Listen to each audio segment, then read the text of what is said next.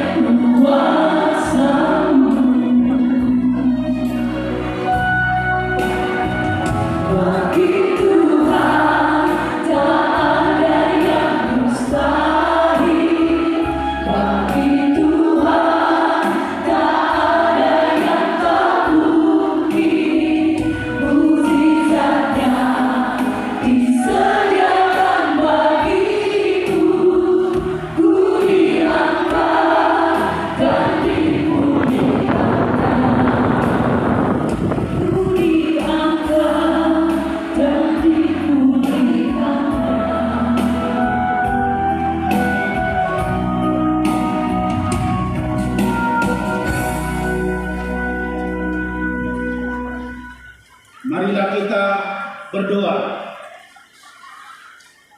Kami akan mendengarkan firman-Mu pada perayaan Natal ini, ya Bapa di surga. Roh Kudus terangi hati dan pikiran kami. Tentramkan pikiran kami dan diri kami saat ini. Dalam nama Yesus kami berdoa. Amin. Saudara-saudari jemaat Tuhan, masyarakat Kabupaten Tapanuli Tengah, saya ucapkan dulu dari saya pribadi dan dari Kantor Pusat Mulia Kristen Indonesia kepada Okumene, masyarakat dan pemerintah Kabupaten Tapanuli Tengah. Selamat Hari Natal. Selamat Hari Natal. Saudara-saudara, tema kita adalah yang berbunyi, marilah kita sekarang pergi ke Bethlehem, dari Lukas 2 ayat 15b. Saya bacalah komplit ayat 15 ya. Setelah malaikat-malaikat itu meninggalkan mereka dan kembali ke surga, gembala-gembala itu berkata seorang kepada yang lain, marilah sekarang kita pergi ke Bethlehem untuk melihat apa yang terjadi di sana, seperti yang diberitahukan Tuhan kepada kita. Saudara-saudara, yang pertama saya mau sampaikan, kita menjadi orang Kristen yang tanggap mendengar. Ada tanggap bencana, tapi sekarang tanggap mendengar. Berita kelahiran Yesus datang dari surga kepada para gembala di padang Efrata. Itu terjadi pada waktu malam. Itu kan jelas disebut dalam ayat 8. Di daerah itu ada gembala-gembala yang tinggal di padang menjaga kawanan ternak mereka pada waktu malam. Maka berkumandanglah lagu Malam Kudus, Silent Night, Sonangni Borngin Night. Satu malaikat Tuhan, kalau di Alkitab diterjemahkan seorang, tapi saya menyebut satu. Satu malaikat Tuhan memberitahukan kelahiran Yesus itu. Gembala-gembala mendengar pemberitahuan. Itu kependetaannya ya, ini lihat. Ini dari sini kau sorot ya. Dengan baik. Nyampe kan dia. Kalau sekarang kurang baik mendengarnya, karena masih ada suara-suara, begitu ya. Masih ada suara-suara di sini. Kristen yang tanggap mendengar pemberitahuan. Itu aja ya. Kita tidak mau seorang pun ketinggalan berita. Ya, Kita tidak mau ketinggalan pengetahuan. di kantongku aja taruh, di kantongku aja. Kalau kita Kantongku aja. kuping kita sakit satu, kita tidak mau. Siapa di antara kita yang mau kupingnya satu sakit, apalagi menjadi tuli keduanya? Kita tidak ingin. Memang Tuhan membuat telinga kita itu dua, untuk tanggap mendengar kiri dan kanan. Jadi mari warga Tapanuli Tengah tanggap mendengar kiri dan kanan. Tapi yang kedua, pergi melihat. Gembala-gembala berkata seorang kepada yang lain, marilah sekarang kita pergi ke Bethlehem. Let us now go to Bethlehem. Pertama kita to Bethlehem. Untuk apa? Di sini jelas disebut untuk melihat. Melihat dengan mata. Apa yang terjadi? Seperti apa? Seperti yang diberitahukan oleh malaikat. Jadi di ayat 16 disebutkan itu jelas begini. Lalu mereka cepat-cepat berangkat dan menjumpai Maria dan Yusuf serta bayi yang berbaring di dalam palungan. Tanggap mendengar, yes. Lalu melihat. Ini yang disebut di 1 Tesalonika 5 ayat 21. Pujilah segala sesuatu dan peganglah yang baik. Ada bahasa tua semacam pepatah begini, atau semacam ya setengah puisi kecil. Balika bina di kahun, balita bina di kahun. Gembala-gembala memberitahukan tentang anak yang lahir seperti yang mereka dengar dan lihat. Apa yang mereka dengar, mereka lihat dan mereka mengetahui dengan benar, lalu mereka pergi memberitahukan saudara-saudara. Jadi mendengar, kemudian ya melihat. Itu di ayat 17. Ketika mereka melihatnya, mereka memberitahukan apa yang telah dikatakan kepada mereka tentang anak itu. Kalau hanya mendengar belum dikatakan diberitahukan, tapi sesudah melihat kebenarannya, apa yang benar baru diberitahukan saudara-saudara. Tanggap mendengar, pergi melihat, lalu engkau tahu kebenarannya apa yang benar. Beritakanlah fakta dan data yang benar, barulah berita itu menyelamatkan. Kalau tidak, menyesatkan. Saudara-saudara. Jadi tanggap mendengar, kemudian melihat benar, baru beritakan. Kemudian berita dan Gita surga itu terjadi. Berita surga itu terjadi. Gita surga itu terjadi. Bethlehem itu tidak ada apa-apa. Sebenarnya kampung di tengah lebih bagus, lebih indah, lebih subur. Kalau dari segi tanahnya lebih hebat. Tapi apa yang hebat di Bethlehem adalah apa yang terjadi di sana. Berita surga itu datang, yaitu dalam ayat 9 sampai ayat 12 mengatakan begini. Lalu berdirilah seorang malaikat Tuhan di dekat mereka, dan kemuliaan Tuhan bersinar meliputi mereka, dan mereka sangat ketakutan.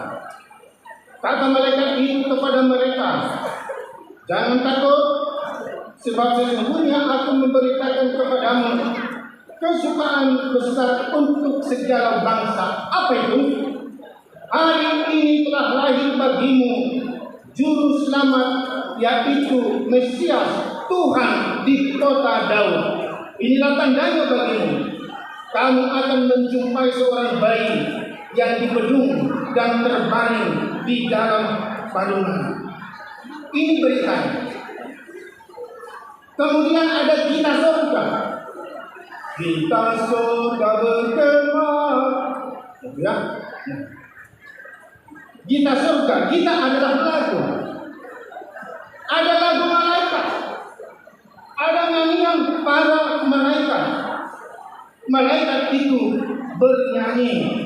Dan juga para tentara surga, ya TNI bernyanyi kan begitu. Ini para tentara surga bernyanyi. Tiba-tiba tampaklah bersama-sama dengan malaikat itu sejumlah besar para tentara surga yang memuji Allah katanya. Kemudian bagi Allah di tempat yang maha tinggi, dan damai sejahtera di bumi yang antara manusia yang berkenan kepadanya. Saudara-saudara, sesungguhnya berita surga ini sudah datang jauh-jauh tahun, bukan hanya jauh-jauh hari. Beratus tahun, 700-an tahun sebelumnya oleh Nabi Mika di Mika 5 ayat 1. Hai kau Bethlehem Efratah, engkau terkecil di wilayah Juda, tapi daripadamu datang pemimpin Israel, daripadamu datang Mesias. Nah, saudara-saudara, apa yang kita lihat di sini? Berita Allah akan terjadi. Gita surga terjadi. Firman Tuhan terjadi. Alkitab yang berisi firman Tuhan akan digenapi. Akan terjadi, saudara-saudara. Kita tahu kalau di 2 Samuel pasal 7 itu ada disebutkan, aku akan mengokohkan dinasti kerajaanmu, katanya kepada Daud. Tapi kita tahu di Matius pasal 1 ada diberitakan dari Abraham kepada Daud ada 14 keturunan, dari Daud ke pembuangan ada 14 keturunan, dari pembuangan kepada Kristus ada 14 keturunan. Jadi dari Daud itu sampai kepada Kristus ada 28 keturunan. Saya nomor 17 di marga Subarani, sudah sangat panjang pada saat itu. Janji itu dari Daud ke pembuangan, tidak ada lagi dinasti monarki dan tidak ada lagi keturunan Daud secara genealogi, secara keturunan fisik yang menjadi raja. Apakah firman Allah ini tidak digenapi? Tidak, saudara-saudara. Tapi kemudian disinilah digenapi ketika sudah 28 generasi yang sudah beratus tahun itu, kemudian Yesus dari keturunan Daud digenapi, hanya dirubah, yaitu dari dinasti monarki genealogi menjadi kerajaan yang kokoh selamanya, yaitu kerajaan rohani. Dan yang semua adalah kerajaan rohani dari dinasti Daud. Yesus anak Daud di dalam kerajaan Kalau udah selesai nyanyi nanti kau ini. Jadi ingat, tidak ada yang bisa memusnahkan firman Allah. Sekalipun pembesmian dari ada cara lain tidak akan pernah bisa. Jadi firman Allah nanti acaranya ke Sorong juga ya. Bita surga akan digenapi. Apa firman Allah yang kau hafal dan ketahui? Apa bita surga nyanyian rohani yang engkau nyanyikan di dalam imanmu akan digenapi. Firman Allah yang engkau pegang dalam dirimu akan digenapi dalam dirimu dan oleh dirimu. Nyanyian rohani yang engkau nyanyikan dalam imanmu akan digenapi di dalam dirimu dan oleh dirimu. Jadi masyarakat Kapabudi Tengah selalu mendengarkan dan menyuarakan, membaca dan mengaminkan firman Tuhan dan nyanyian rohani itu akan digenapi bagaimana? Saudara-saudara, baru yang berikut ada dua lagi, memang setengah jam tadi disampaikan. Marilah kita berbeda. Untuk apa? Menyembah Yesus yang mati. Gembala-gembala itu pergi ke Bethlehem. Mereka menyembah Yesus. Kemudian kita tahu dalam berita Alkitab para Majus datang atau dari timur itu datang di Matius 2 ayat 10 sampai 12 itu mereka datang dan mereka menyembah Yesus. Mereka memberikan persembahan keminyak, emas dan nur dan mereka menyembah Yesus. Saudara, kita tidak bisa melangkah ke Bethlehem. Tapi sekarang kita terhubung kepada bayi Bethlehem.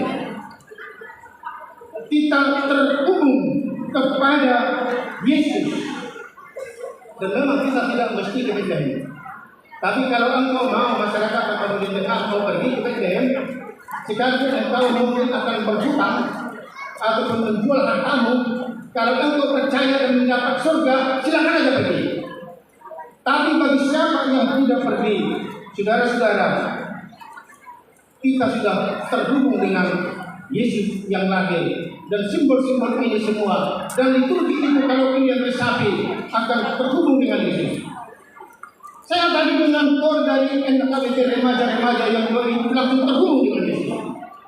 Karena mereka, kalau saudara tidak terhubung dengan Yesus, saudara tidak fokus dengan yang ibadah Natal sekarang. Mungkin badanmu di sini, tapi hatimu bergerak ke sana, di luar. Tapi ketika kita di sini kita terhubung dengan Yesus dan kita menyembah Yesus, saudara-saudara. Di Yohanes pasal 4 ayat 21 sampai 24, Yesus berbicara kepada seorang perempuan itu yang berkata bahwa kamu tidak harus pergi untuk menyembah Allahmu di gunung sana, di kota sana, di tempat sana. Tapi orang yang menyembah Allah dengan benar adalah orang menyembah beribadah kepada Tuhan dalam roh dan kebenaran. Roh dan kebenaran. Hatimu, pikiranmu, jiwamu. Itulah tempat kebenaran dan itulah engkau menyembah dengan segenap hati, dengan segenap pikiran, dengan segenap jiwa kita itu. Jadi sekarang mari kita menyembah Yesus. Saudara, kalau saudara pergi ke gereja ngapain? Sebenarnya kalau kita pergi ke gereja sembahyang itu, sembahyang itu dari kata sembah. Jadi kalau engkau sering ke gereja nggak pernah menyembah Tuhan, ya betul kan? Salah engkau itu. Ulanglah. Jadi setiap engkau pergi ke gereja, itu engkau menyembah Tuhan. Kalau engkau menyembah Tuhan itu bukan ibadah yang benar. Kalau engkau melihat orang itu bukan ibadah yang benar. Dan hari ini kita bernatal ini yang paling inti tidak ada yang lain adalah kita menyembah Yesus. Amin. Kita menyembah Yesus Tuhan kita. Sembah jari-jari 10. Pasal tulis saja sima jujur kita bersembah. Kalau saudara mau, mari kita menyembah Tuhan kita. Mari kita menyembah Yesus sekarang. Menyembah Yesus dengan kebenaran, juga dengan tubuhmu. Menghormat panglima harus kita hormat. Menghormat bos harus kita hormat. Kita menghormat dan menyembah Yesus. Kita menyembah Yesus. Ya dengan tangan kita, hati dan pikiran kita. Saya undang untuk bangkit berdiri. Kita semua umat Tuhan. Kita bangkit berdiri. Kita mau menyembah Tuhan kita, Yesus Kristus. Tangan kita menyembah. Yesus ada lahir di sini. Makanya kita membuat ibadah Natal ini. Dan Tuhan Yesus lahir di sini dan Dia mau. Mari kita sembah Dia dengan bernyanyi. Sembah dan puji Dia.